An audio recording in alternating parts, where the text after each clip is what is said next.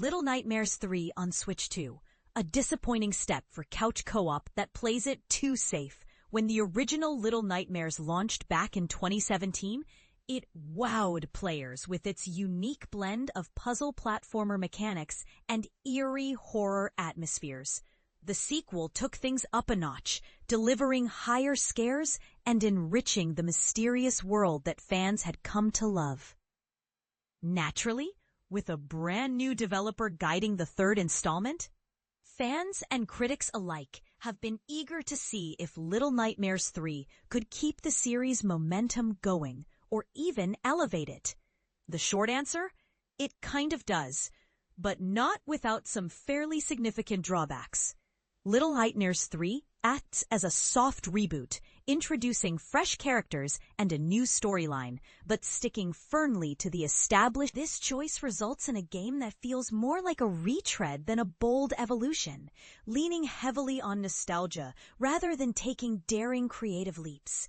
Developed by Supermassive Games, the title is competent, but never quite manages to trigger the intense, anxiety-driven tension that Little Nightmares 2 so brilliantly conjured.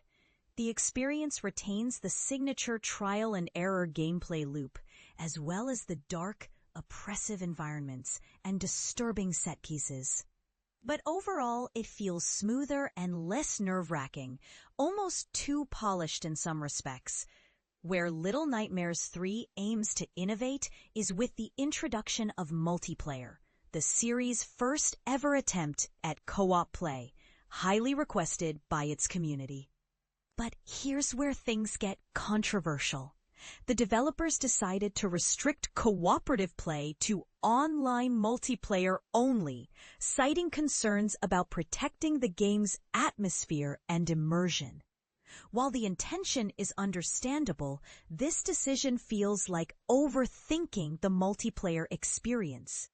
For example, when I started my review, a friend who had mastered the first two titles was ready to jump in locally, but I couldn't simply hand over a Joy-Con for instant co-op fun. This restriction undermined the excitement around multiplayer and felt counterintuitive to the series' intimate and suspenseful vibe. Positively, the game offers a friend's pass at launch, letting you invite a friend without requiring them to own a copy. That's a thoughtful touch. However, both players still need their own consoles, and while cross-generation play between the Nintendo Switch and Switch 2 is supported, there's no cross-platform multiplayer, limiting flexibility. Due to having only one Switch code available during the review period, I played through solo with an AI partner. This setup reminded me of Little Nightmares 2's single-player with bot companion mode, but felt even more streamlined since the AI partner handles many puzzle tasks independently, as if doing half the work for you.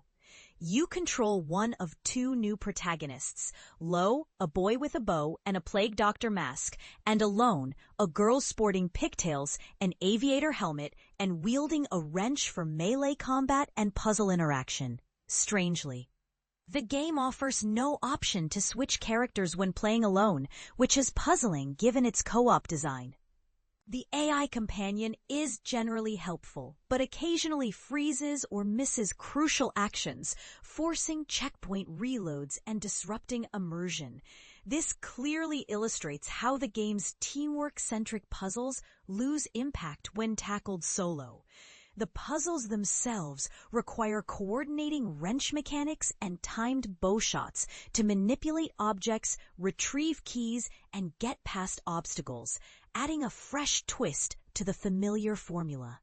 Combat encounters, although less frequent than anticipated, similarly rely on paired use of both characters' tools to overcome enemies.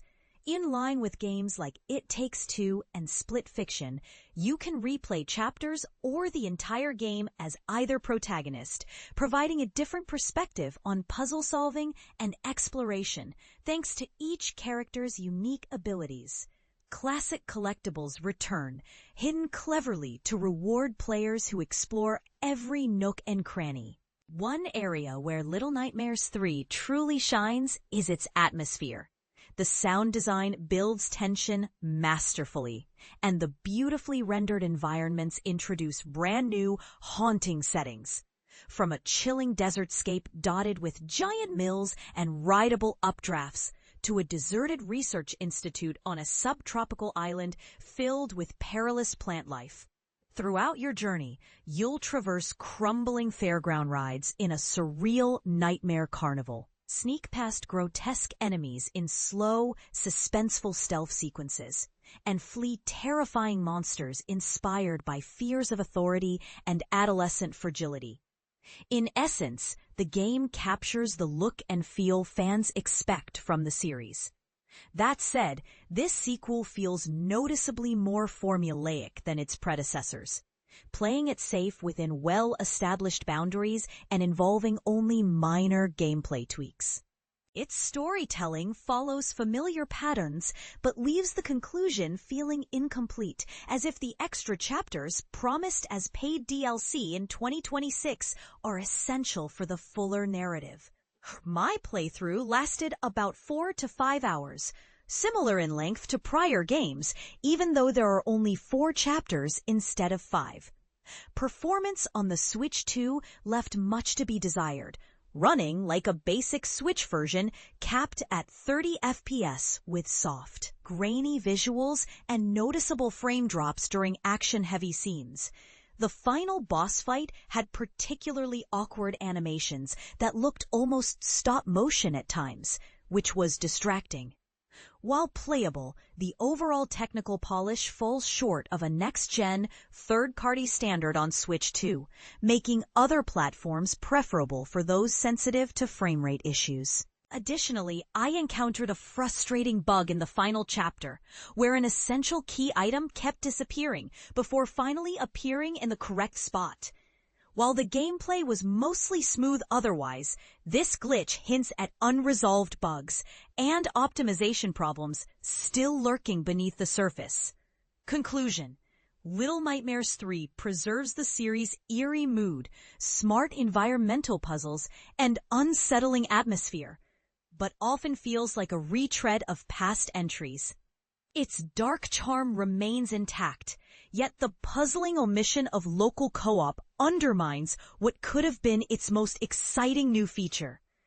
While the online multiplayer concept is ambitious, the lack of a character swap option for solo players feels like a missed chance to deepen single-player engagement. Does the cautious approach signal fear of innovation, or does it keep the series grounded? What do you think? Did the developers play it too safe, or was this the smart move to preserve the franchise's identity? Share your thoughts below.